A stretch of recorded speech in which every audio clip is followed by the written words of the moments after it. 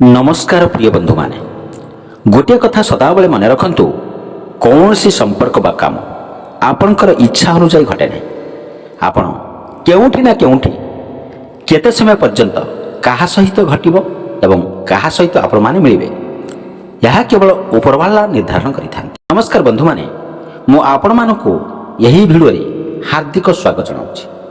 आजिर एही ज्योतिष अधिवेशन रे केउ विषय उपरे आधारित अछि ता आपण माने थंबनेल देखि निश्चित रूप से जानि पारिथिबे। कर्म फलदाता शनिदेव 2025 मसीह रे बड़ परिवर्तन करिवे। 29 मार्च 2025 रे शनिदेव कुंभ राशि मीन राशि रे प्रवेश करिवे एवं 2.5 वर्ष पर्यंत सेठी रहिबे। यार अर्थ जे कुंभ राशि पई यही शनि परिवर्तन फल बड़ फल आनि पारंती। शनि सेकेंड हाउस रे प्रवेश करिवे।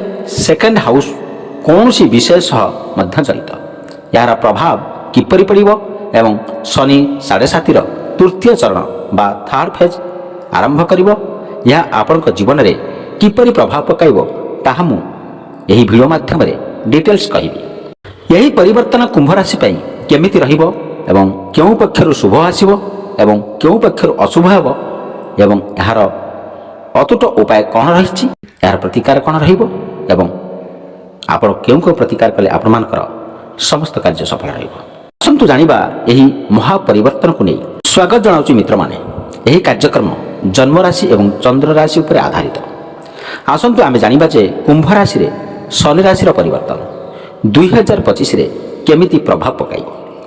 कुंभ राशि अर्थात आपनकर जन्म राशि उपर दृष्टिपात कले शनि 29 मार्च 2025 रे आपनकर द्वितीय भाव रे प्रवेश करिवे।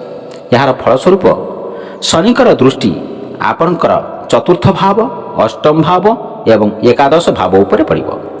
शनि स्वयं द्वादश भाव एवं प्रथम भाव रे अधिपति अटंती। सबुठु आगरे आपनको एही कथा कहिबी जे जेतेबेले शनि कुंभ राशि निलंबित हेबे तेबे आपणकर मन उपरु सब प्रकार टेंशन सब प्रकार बर्डन हटि जिवो। कारण आपण जानती कि 7.5 अर्थ कौन एवं यही समय केउं ग्रह सबुठु अधिक कमजोर हो जाए। यही समय चंद्र उपरे सबुठु अधिक प्रभाव पड़े। जेतेबेले शनि चंद्र राशि पछरे अस्तित्व देई थांती सेथिरे आपण माने जानि परिबे जे शनि 7.5 लागि जाइଥାଏ। शास्त्र कहा जायछि जे चंद्रमांक सबुठु बड़ शत्रु होउचंती शनि। चंद्रमा मन एवं भावना एवं कल्पना चिंताधारा को एक मानसिक स्थिरतार कारक।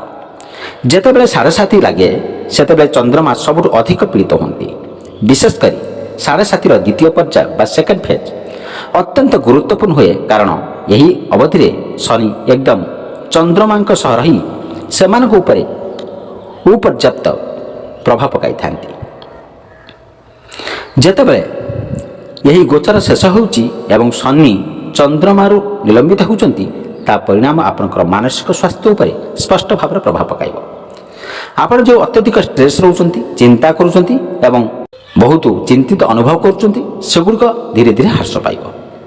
यही अवधि विशेषतः आपनकर कार्य जीवन बा कैरियर एवं संपर्क रिलेशनशिप जहाँ कहूचे जहाँ आपण मानकर प्रेम बा लव अथवा विवाह मैरिज होई थाउ आपनकर अनेक चिंतित एवं अस्थिरता थिले यही परिस्थिति रे कमी आसीबो एवं आपण यही एक स्थिरता मध्य आपण माने अनुभव करि परिबे। चंद्रमा मातृभाव र प्रतिनिधि करंती। तेणु यही अवधि रे आपणकर मां को मध्य अनेक स्ट्रेस आसीबो एवं अस्थिरता आसीबो एवं पारिवारिक चिंता मध्य तांको ऊपर पड़िबो। गत 2.5 वर्ष ध्यान रे रखी आपण देखि परिबे जे परिवार रे किछि ना किछि चिंता रहउची किछि ना किछि प्रॉब्लम रहउची। किंतु वर्तमान जेतेबेले शनि चंद्रमा रु निष्कासित हेबे बा निलंबित हेबे यही अस्थिरता कमी आसीबो एवं आपणकर एक संतुष्ट एवं शांत आपण माने अनुभव करि परिबे। शनि जेतेबेले द्वितीय भाव रे प्रवेश करिवे तेबे तृतीय चरण आसीबो। मु सबुले आपण मानको कहिछि तृतीय चरण अल्प संकटपूर्ण होइथाय किंतु यही पर्याय हमकु अन्य किछि ज्ञान देइथाय। एडी सबुठु मुख्य जे आर्थिक दृष्टिकोण देखिले व्यवसाय करूथिबा व्यक्ति माने द्रुत उन्नति लाभिबे एवं शनिर राशि परिवर्तन द्वारा आर्थिक गतिशीलता आसीबो। सेमानकर अग्रगति रोकी जाउथिले किंबा ऋण रे जड़ित होउथिले सेमाने एही परिवर्तन उद्धार पाई परिबे। ତୃତୀୟ ଚରଣ ହେଉଥିଲେ ମଧ୍ୟ ଏହି ପର୍ଯ୍ୟାୟ ଦ୍ୱିତୀୟ ଏବଂ ପ୍ରଥମ ଚରଣ ତୁଳନାରେ ଉନ୍ନତି ରହିବ। କିନ୍ତୁ କିଛି ଜିନିଷ ରହିଛି ଯାହାର ଦାନ ଦେବା ଅତି ଆବଶ୍ୟକ। ଯେତେବେଳେ ଶନି ଦ୍ୱିତୀୟ ଭାବରେ ପ୍ରବେଶ କରିବେ ତେବେ ଆପଣ ମଦ୍ୟପାନ, ନିଶା, ଅନ୍ୟାନ୍ୟ ଅସାଦାଚରଣ ଜିନିଷରୁ ଦୂରେଇ ରହିବା ଉଚିତ। ଏହି ଅଭ୍ୟାସ ଆପଣମାନଙ୍କ ପାଇଁ ହାନିକାରକ ହୋଇପାରେ। ଦ୍ୱିତୀୟ ଭାବରେ ଆପଣଙ୍କର ବାଣୀ ଏବଂ ଆର୍ଥିକ ସ୍ଥିତି ସହ ଜଡ଼ିତ ଥାଏ। ତେଣୁ ଏହି ସମୟରେ ଆପଣଙ୍କର ଉଚିତ ହେଉଛି ନିଜ ବାଣୀ ଉପରେ ନିୟନ୍ତ୍ରଣ ରଖନ୍ତୁ।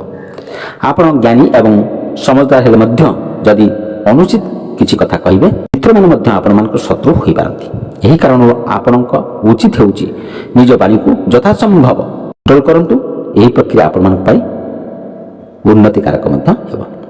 ପୂର୍ବରୁ ଆପଣମାନଙ୍କର ଜୀବନ ଜୀବିକା ଉପରେ ଶନିଙ୍କର ଦୃଷ୍ଟି ଥିଲା, ଦାୟିତ୍ୱ ଥିଲା ଏବଂ କାମ ମଧ୍ୟ କରୁଥିଲେ, କିନ୍ତୁ ଯେ ପରିଣାମ ମିଳିବା ଉଚିତ ସେହି ପଜିଟିଭ ଫଳ ମିଳୁନଥିଲେ। କିନ୍ତୁ ବର୍ତ୍ତମାନ ଏହାର ସଠିକ ପରିଣାମ ଦେଖିବାକୁ ମିଳିବ। ଏଠି ଥିଲେ ଏବଂ ଦଶମ ଦୃଷ୍ଟି ଦ୍ୱାରା ଆପଣଙ୍କର ଦଶମ ଭାବକୁ ଦେଖୁଥିଲେ, ଯାହା କାର୍ଯ୍ୟରେ ବାଧା ସୃଷ୍ଟି କରୁଥିଲେ। ଅଧିକ ପରିଶ୍ରମ, ଅଧିକ ଦୌଡ଼ଧାପଟ ହେଉଥିଲା ମଧ୍ୟ ତଥାପି ଯଥାଯଥ ଫଳ ମିଳୁନଥିଲା। ଯେଉଁମାନେ ଚାକିରି ଖୋଜୁଥିଲେ ସେମାନେ ଇଣ୍ଟରଭ୍ୟୁ ଦେଉଥିଲେ କିନ୍ତୁ ବିଫଳତା ହେଉଥିଲା ଏବଂ କଲ୍ ଆସୁନଥିଲା, କିନ୍ତୁ ଭଲ ପରିଣାମ ମଧ୍ୟ ମିଳୁନଥିଲା। ଅନେକ ଉଦ୍ୟମ କରିବା ସତ୍ତ୍ୱେ ବଞ୍ଚିତ ମଧ୍ୟ ହେଉଥିଲେ। ଏବେ ଯେତେବେଳେ ଶନିଙ୍କର ଦୃଷ୍ଟି ଏଠାରୁ ହଟିଯିବ ତେବେ ଜୀବନ ଜୀବିକା ଏବଂ ନୂଆ ସୁଯୋଗ ଏବଂ ସ୍ଥିରତା ଆସିବ। ଯେଉଁମାନେ ଚାକିରି କରୁଛନ୍ତି ସେମାନଙ୍କ ପାଇଁ ଏହା ମଧ୍ୟ ବହୁତ ଉତ୍ତମ ସମୟ ରହିବ। ବିଶେଷ କରି 14 ଏପ୍ରିଲ ମଧ୍ୟ ଅଗଷ୍ଟ ପର୍ଯ୍ୟନ୍ତ ଏହା ଅତି ଉତ୍ତମ ସମୟ ରହିବ। ଏହି ସମୟରେ ଅବଧିରେ ସୂର୍ଯ୍ୟ ଉଚ୍ଚ ଥିବାରୁ ଧୀରେ ଧୀରେ ଅଗ୍ରସରତା ଏବଂ ଭଲ ପରିଣାମ ଦେଖିବାକୁ ମିଳିବ। ଏହି ମାସ ଆପଣଙ୍କର ଚାକିରି ଲାଗିବା ପାଇଁ ଅତ୍ୟନ୍ତ ଭଲ ସମୟ ଅଟେ। ଏବେ ଶନି ଦେବଙ୍କର ଦୃଷ୍ଟି ଆପଣଙ୍କର ଅଷ୍ଟମ ଭାବରେ ପଡ଼ିବ। ଯଦି କିଛି ଛାତ୍ରଛାତ୍ରୀ ସୂଚନା ନୂତନ କିଛି କରିବା ଏବଂ ବଡ଼ କିଛି କରିବାକୁ ଚାହୁଁଛନ୍ତି, ତେବେ ଶିକ୍ଷାର କିଛି ପରିବର୍ତ୍ତନ କରିବାକୁ ଚାହୁଁଛନ୍ତି, ତେବେ ଏହି ସମୟରେ ଅତ୍ୟନ୍ତ ଉପଯୁକ୍ତ ରହିବ। ଶନି ଅଷ୍ଟମ ଭାବରେ ରହିଥିବାରୁ ଆପଣଙ୍କର ନୂତନ କିଛି ଆରମ୍ଭ କରିପାରିବେ। ଯଦି ଆପଣ MA, PhD ଏବଂ ଅନ୍ୟ କୌଣସି ଉଚ୍ଚଶିକ୍ଷା ଗ୍ରହଣ କରିବାକୁ ଚାହୁଁଛନ୍ତି, ଏହି ସମୟ ପାଇଁ ଆପଣଙ୍କ ପାଇଁ ଉପଯୁକ୍ତ ରହିବ। ଆପଣ ବିକଳ୍ପ ଜ୍ଞାନ ଏବଂ ଗମ୍ଭୀର ଅଧ୍ୟୟନ କିମ୍ବା ଆଧ୍ୟାତ୍ମିକତା ଦିଗରେ ମଧ୍ୟ ଅଗ୍ରଗତି କରିପାରିବେ। ଏହା ଆପଣଙ୍କ ଜୀବନରେ ଗୁରୁତ୍ୱପୂର୍ଣ୍ଣ ପରିବର୍ତ୍ତନ ଆଣିପାରେ। କିନ୍ତୁ ଶନି ଅଷ୍ଟମ ଭାବରେ ରହିବାରୁ ଏକ କଥା ଦୃଢ଼ ଭାବେ ମନେ ରଖିବା ଉଚିତ। ଯାନ ଚଳାଇବା ସମୟରେ ବିଶେଷ ସତର୍କତା ଅବଲମ୍ବନ କରନ୍ତୁ। ଅତ୍ୟଧିକ ଆତ୍ମବିଶ୍ୱାସ ଏବଂ ଅଚେତନତା ଦ୍ୱାରା କ୍ରୋଧ ଏବଂ ଅବୁଝା ଆଚରଣ ଆପଣଙ୍କ ପାଇଁ କ୍ଷତିକାରକ ହୋଇପାରେ ଏବଂ ବୁଝାବୁଝି କରନ୍ତୁ ନାହିଁ। ଏସବୁ କାମ କରିବା ଭାବିଚିନ୍ତି ମଧ୍ୟ କରିନିଅନ୍ତୁ। କୌଣସି କାମ କରିବା ପୂର୍ବରୁ 100 ଥର ଆପଣମାନେ ଭାବନ୍ତୁ। ଯଦି ଶନି ଅଷ୍ଟମ ଭାବରେ ଅଛନ୍ତି ତଥାପି ଆପଣଙ୍କ କ୍ୟାରିୟର, ଶିକ୍ଷା ଏବଂ ବିବାହିତ ଜୀବନରେ କୌଣସି ଗୁରୁତ୍ୱପୂର୍ଣ୍ଣ ସ୍ୱପ୍ନପୂର୍ଣ୍ଣ ପରିବର୍ତ୍ତନ ଆସିପାରେ, ଯାହା ଆପଣଙ୍କ ପାଇଁ ଅତ୍ୟନ୍ତ ଲାଭଦାୟକ ହେବ। କ୍ୟାରିୟର ମଧ୍ୟ ଅତ୍ୟନ୍ତ ଭଲ ଫଳ ମିଳିବ। ଯେଉଁ କୌଣସି କାର୍ଯ୍ୟ ତୁମେ କରୁଛ, କର୍ପୋରେଟ୍ କିମ୍ବା ସରକାରୀ କ୍ଷେତ୍ରରେ କାମ କରୁଥିଲେ ମଧ୍ୟ ଏହି ତୃତୀୟ ଚରଣରେ ମଧ୍ୟ ତୁମେ ଉତ୍ତମ ଫଳ ଦେଖିପାରିବେ।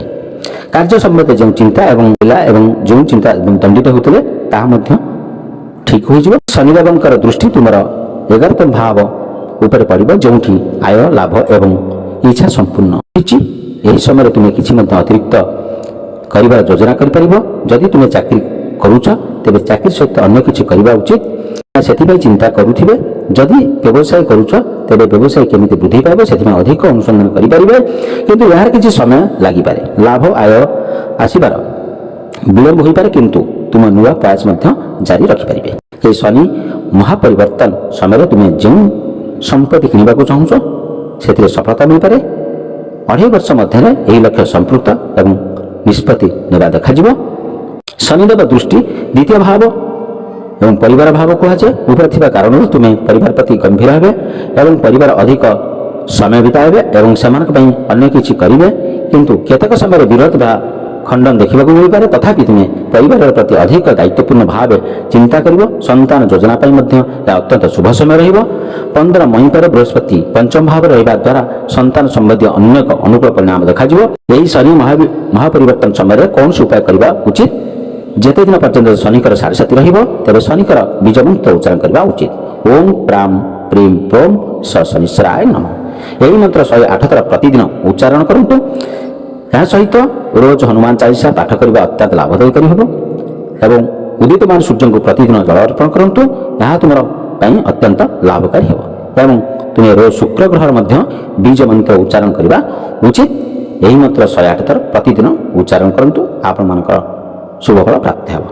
କୁମ୍ଭ ରାଶିମାନଙ୍କୁ କେମିତି ଲାଗିଲା ଦୟାକରି ଲାଇକ୍ କରନ୍ତୁ ଏବଂ ଅନ୍ୟମାନଙ୍କ ବା ଫ୍ରେଣ୍ଡମାନଙ୍କୁ ସେୟାର କରନ୍ତୁ ଏବଂ କମେଣ୍ଟ ସେକ୍ସନରେ ଅବଶ୍ୟ ଲେଖନ୍ତୁ ଜୟ ଶନିଦେବ। ଆମ ସହିତ ଯୋଡ଼ି ହେବା ପାଇଁ ଆମ ଚ୍ୟାନେଲକୁ ନିଶ୍ଚିତ ଭାବରେ ସବସ୍କ୍ରାଇବ୍ କରି ରଖନ୍ତୁ। ଥ୍ୟାଙ୍କ ୟୁ ସୋ ମଚ୍ ଏବଂ ଆପଣମାନେ ସୁସ୍ଥ ରୁହନ୍ତୁ, ଭଲ ରୁହନ୍ତୁ। ଧନ୍ୟବାଦ।